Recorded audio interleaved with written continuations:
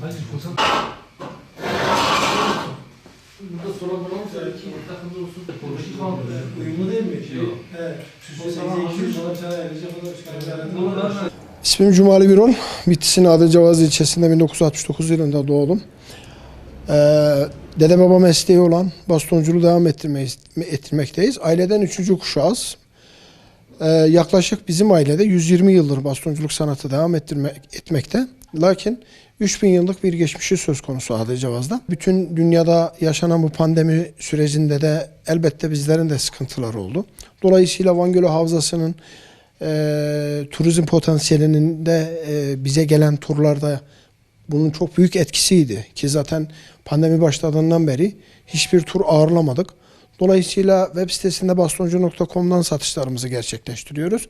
Ama baston sanatı bir el sanatı olduğundan dolayı fazla bir bu ara satışımız söz konusu değil. Çünkü insanlar şu anda hem pandemiyle mücadele ediyorlar, aynı zamanda da gıda ve yiyeceklerini düşünüyorlar.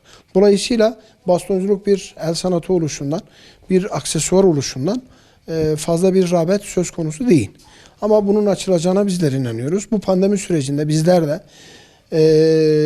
atölyemizi hiçbir zaman için kapatmadık. Üretimlerimize devam ettik. Çünkü ham maddemiz elimizde vardı. Boşluk bir sanatkara veya bir üreten insana yakışmıyor. Bununla ilgili de yakışmadığını bizler düşünerekten bizler şu anda hem atölyemizi açık tutuyoruz hem de üretimimize devam ediyoruz. Tabii ki biz de bir esnafız aynı zamanda. Gerek bastonculuk sanatıyla uğraşıyoruz. Kültür ve Turizm Bakanlığı devlet sanatkarıyız ama dolayısıyla bizler de bir esnafız. Bir geçimimizi sağlamamız gereken bir unsur söz konusu. Bizler de ailemizin geçim kaynağını buradan sağlıyoruz. Herhangi bir gelirimiz yok. Elbette yardımlardan faydalandık mı? Evet, bir kısmında faydalandık.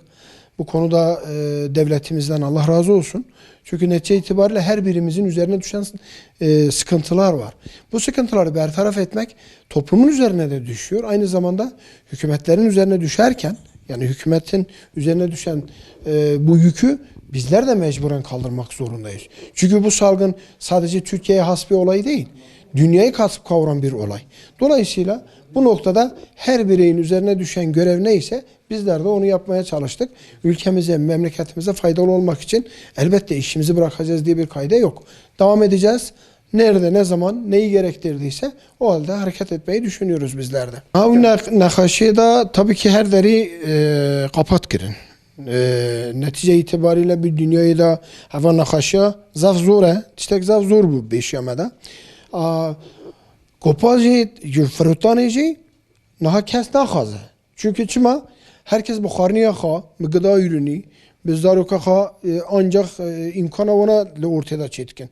Ha baston sanatı zaten aksesuar eke. Kingi ihtiyaç eke hebe uçak hizmet istinen. Ama zaruri ki yani işte zaruri ne? Ko zaruri ne beci işe mezvuli ve bizora dikeve yani.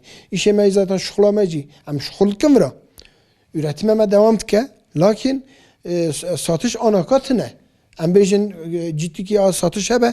Na satış matıştı ne? Na halas bu. Yani satış hebe halas bir. Ha ser internette de bastoncu.com edem difruşun. Lakin ki işte ihtiyaç hebe em difruşun. Vakadini mesela turlar dahat Van Gölü Havzası'ya da turlar dahat.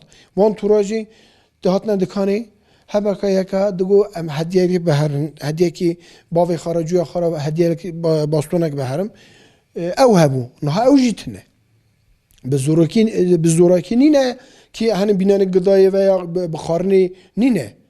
Aksesuar eke yani. Eva bir desta ام چتکن انشالله اواخ نخاشی خلاص به کلکینگ خلاص به ویچاخیجی اما انشالله دست بکن هویه ام جی هویه وینه انشالله اوا نخاشی سر انسان جی خلاص به hem de bizim inşallah ser mardı da Haziran'da da gerek kılaz ve inşallah aşı maşı derken hem ya yine ko kılaz bu hem inşallah fuar festivalleri da biçin.